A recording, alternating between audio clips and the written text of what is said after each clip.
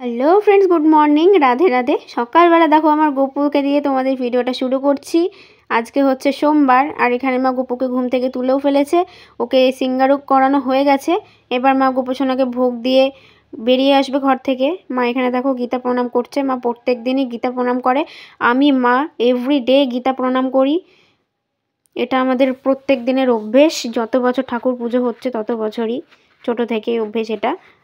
তো এই যে মায়ের কিন্তু প্রণাম করা হয়ে গেছে। এবার মা গপুকে ভোগ দিয়ে বেরিয়ে আসবে। ভোগও দেওয়া হয়ে গেছে সকালে। এবার মা শুধু বেরিয়ে আসবে ধূপকাঠিটা দেখিয়ে। আজকের একটা ভিডিওতে সবাইকে জানাই অনেক অনেক স্বাগত। সো আমি টিউশন থেকে দেখো এসে গেছি, আর এসে আমার ওটস খাওয়াও হয়ে গেছে। আজকে হচ্ছে সোমবার। তো এবার ঝটপট কাজগুলো করে নিয়ে স্নান পুজো করে নেব, কারণ আজকে আবার পড়া আছে 1টার সময়। তো চলো দেখতে থাকো।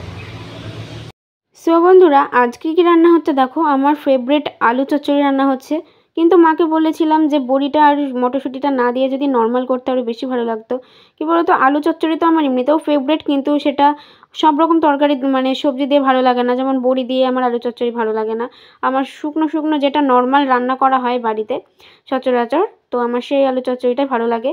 মাকে বলেছি, মা বলছে তুই তো বড়ি খেতে ভালোবাসিস, তার জন্যই তো বড়ি দিয়েছি। আমি বললাম যে বড়ি তো আমি চচ্চড়ি শুক্তো এইসব জিনিসে ভালোবাসি, আলুর তরকারিতে তুমি বড়ি দিলে ঠিক হলো না। কিন্তু খেতে দারুণ হয়েছিল, তোমরা যাই বলো। আমার মায়ের হাতে কিন্তু জাদু আছে বলতে হয়। জোরে জোরে কইবা। এই এটা সরাও তো, এটা সরাও, এটা ডিম মেরে দেবো। দেখেছিস তো, এটা তো দেখানো হয়েই গেছে।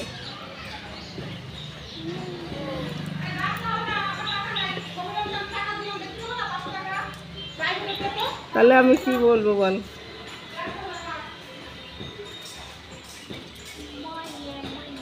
ডাক তো,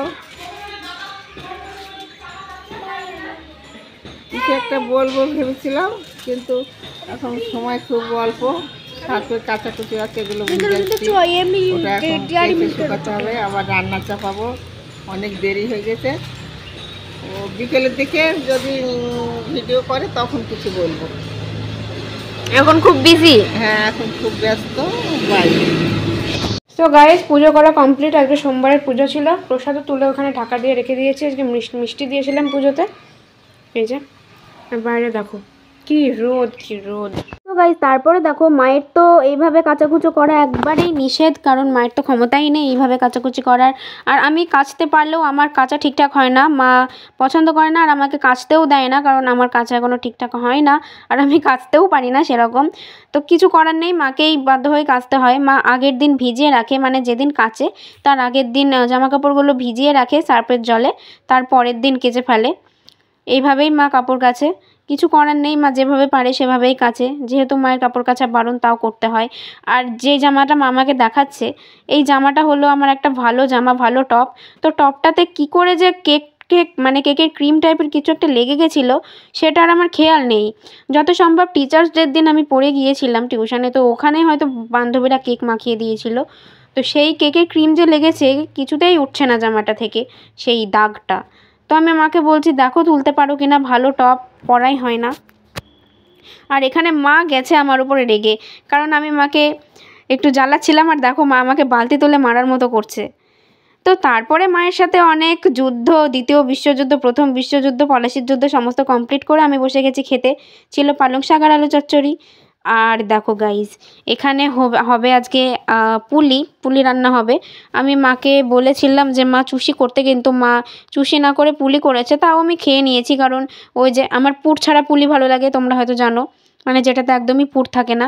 তো সেই পুলি রান্না করা হচ্ছিলো 2 রকম মিষ্টি দিয়ে, মানে 3 রকম করা হয়েছে।